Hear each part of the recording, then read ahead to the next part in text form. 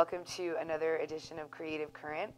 I'm Shayna Dambrot, and I'm here talking with painter Jett Jackson in her studio at the Santa Fe Art Colony. Hi, Jett. Hi, Shayna. How are you? Great. How are you? I'm really good. Yes, you are. So we're talking today, and I'm excited to do it because we've been friends for a long time. But also, I think a lot of the inspiration is that you're sort of on your way out of town. But, you know, so I'd like to kind of take the opportunity to talk a little bit about Los Angeles and your very, very long relationship with downtown and, you know, this part of LA and the art scene here. We were talking a minute ago about all the way as far back as the earliest days of Al's Bar. When did you say you moved 1981? here? 1981. It'd been going on for 2 or 3 years before that, but it was a happening deal. Those days are gone. I really miss it because it was something to have an artist hang out downtown that was strictly really just a hangout. It wasn't like a nightclub or a regular bar. I lived upstairs in the American Hotel, which actually wasn't a hotel, but it wasn't. There's a great history behind that it was for black jazz musicians when they couldn't stay at regular hotels in the late 20s, I think. Oh, I didn't even know that. But yeah, the Citizen did an article. You should look it up. And what happened was it morphed later into an art kind of bar, but writers, musicians, young people, old people. It was a great eclectic mix. It later became very prominent in the punk rock music scene, but before that, it was really a cool hangout where you didn't just come in and it was loud and you couldn't talk. People talked. And artists. Yeah, there. Artists and other types too. It was a great mix. You didn't have to be one, but it was wonderful to be upstairs and have that be your living room. And I was in my early 20s, so I could take it. The rooms upstairs were kind of funny because they were 10 by 15 foot rooms, like some old classic Fleabag hotel thing with the bare bulb in the middle. So it was really small, but they were $100 a month. When I was really rich, I'd have 2 rooms, like with a connecting door. It was like a palace. And one thing that sort of made my reputation was the fact that back when I was younger and more agile, I painted, can I say shitload?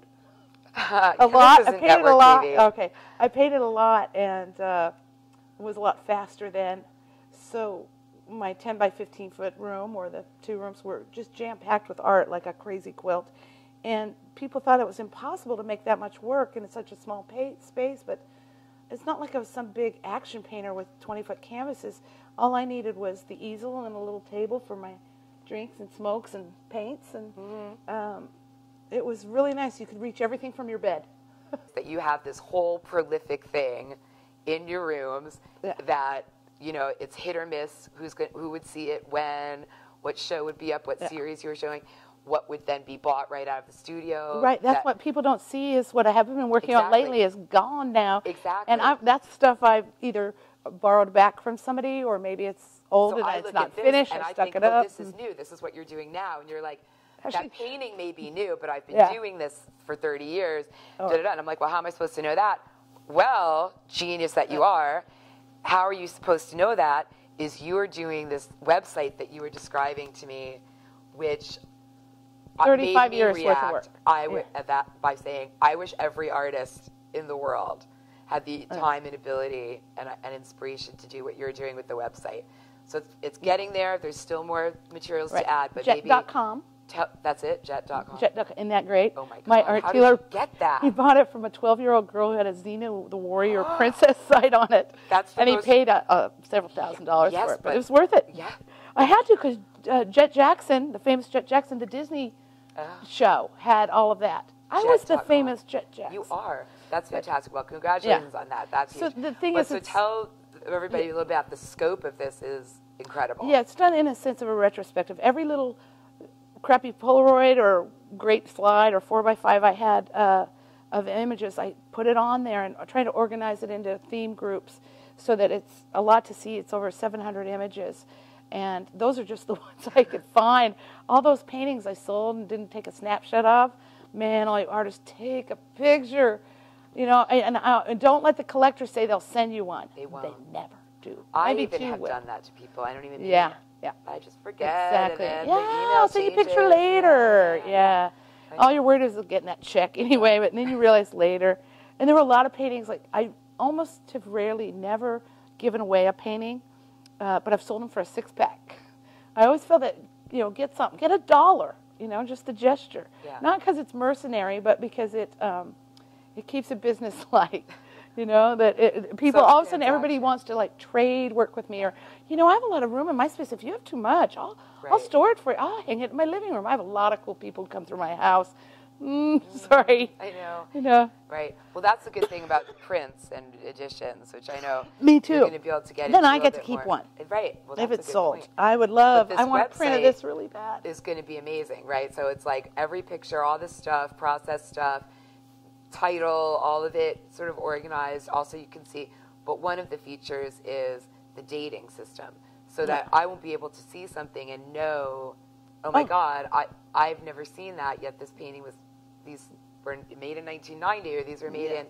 And it'll help you draw better conclusions about the work and clear that stuff up, because sometimes people see something and say, oh, that's the first time you've ever done that. That's different. And you're like, and no, look back here. I did that a bunch. Or I don't always work in a theme. Even people who are your fans and pay attention still manage to miss vast areas because of just circumstance. Oh, and hell, I forget what I painted too. I go, did I do that?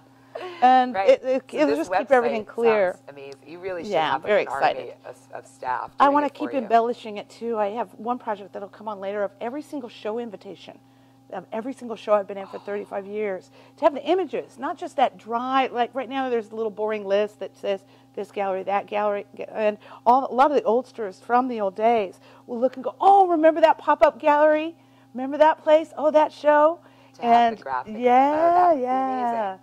I mean, that in of itself is a really kind of lovely sort of art it's gonna be project. A scanning nightmare. Oh, it is, but you'll have equipment.